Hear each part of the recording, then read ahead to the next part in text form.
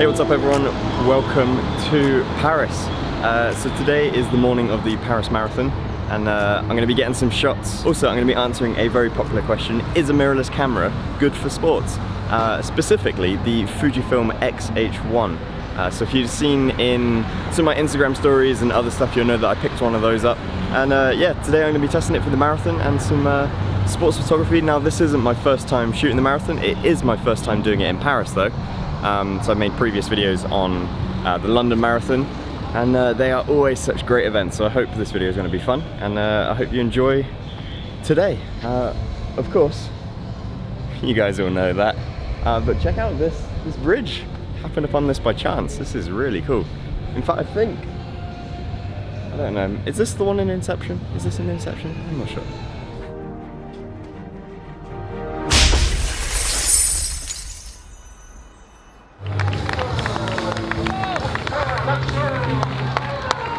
Alright, so whilst I've just arrived, there's a few things I need to do first, and one of which is find a spot to take some photos. Now, I kind of scouted this on the map along the route, and this is, where are we? Kind of west of the river. And of course, when you're doing running photography, you want to catch the runners in a good spot, but you also kind of need to give some context to your images, and you know, some sort of reference point of where you are and what you're shooting. So what bigger reference point can you get than the Eiffel Tower? So I'm going to be hopefully getting some angles with that in the background. It doesn't necessarily have to be a big focus, because of course the focus is going to be on the runners, but that is my thought process. I'm also very hungry, so I'm hoping I can spot something on the way, otherwise I'll have to eat after.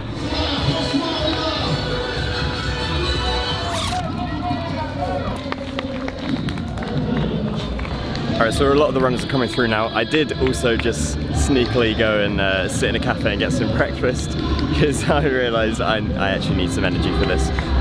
But not to worry, because to test out these cameras and if they're good for sports, it's kind of great to have more people coming past, and that is kind of exactly that. And the thing with the marathon is there's just going to be more and more people the later it gets, so that's actually a good thing. Now, I am shooting with the X-H1 and the 50-140 f2.8. It's actually my first time using this for sports. If you remember videos back in November, December time of 2016, I was using one of these in Australia when they loaned one to me.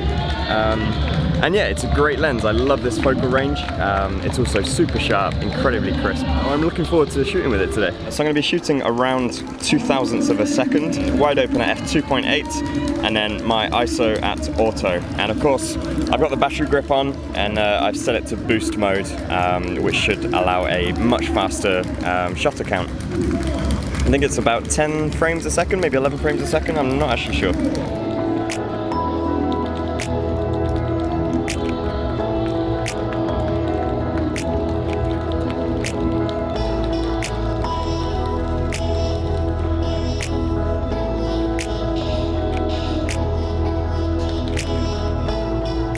Alright, so far the camera is holding out pretty well. So I've got it on continuous high, and the focus is literally just following and tracking perfectly. That is always the one thing that people always kind of worry about when they think about switching to mirrorless cameras.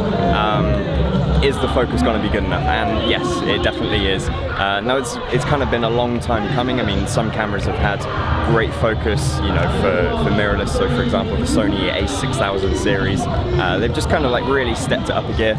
But I can also confirm that Fujifilm are also a part of that, and for fast-moving tracking, it is nailing the focus. So I'm just going to put a burst on the screen, just showing how the focus is kind of tracking just every shot, whether it's in focus or not. I just run through those as a sequence now, and yeah, I think it's. I think you can agree with me that it's working out really well, and also the nice separation with the background is definitely very crisp.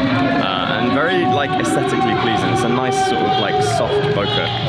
Yeah, I really do like it. So I'm just moving around to a different area now. I'm at the 30k mark, by the way. I'm not quite sure what that is in miles. It's kind of the first time I've been to a marathon that's in metric. And the fire department have set up one of their fire hydrants to just kind of like sprinkle some water across. It's actually creating a great effect with runners coming through it. So I'm just going to have a bit of distance and then go full focal length at 140, and yeah, it's pretty cool actually. I've never actually seen that, but surprisingly, although I shouldn't say surprising because it is April, it's been quite warm this weekend. I mean, the rest of the year has been bitterly cold, so it's very refreshing to have that, and of course the runners need some cooling down.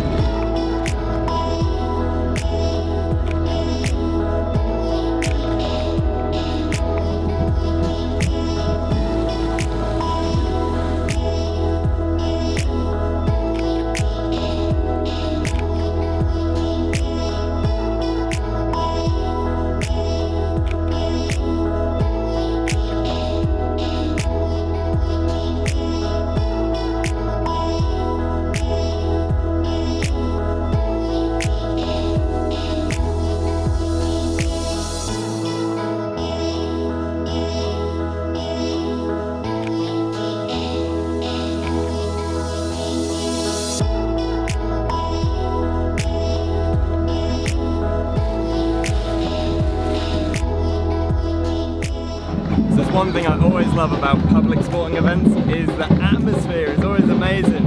It's always incredible seeing how much support people give to people that they don't know. They're just encouraging them to run on. It's incredible. And there's one lady in particular, she is like giving it everything with the flags. I was actually watching her, just like so happy. I almost like really emotional. Like it was, like I just love how much energy she's putting into it. So I'm going to try and get some photos of her.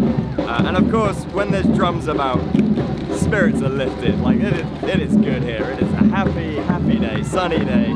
I always love staying with marathons when it gets into the later stages, because that's when you get like the real enjoyment and you get the real pain and hardship on people's faces, because they're running and they're running for such a cause that's not just like a professional athlete as such. Yeah, I've also got a friend running in this, by the way. I don't know where she's going to come along, but we'll see.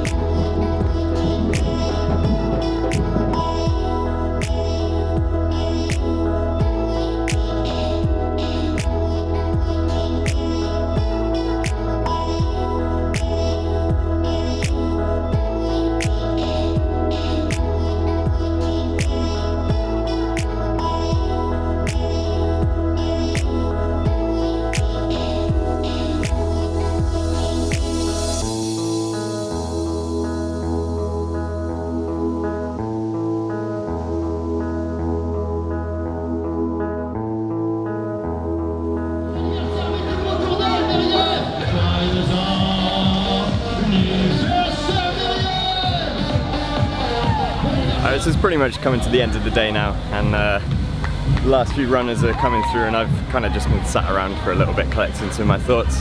And credit to all the hype teams around, like they are still going now. They have been moving non-stop.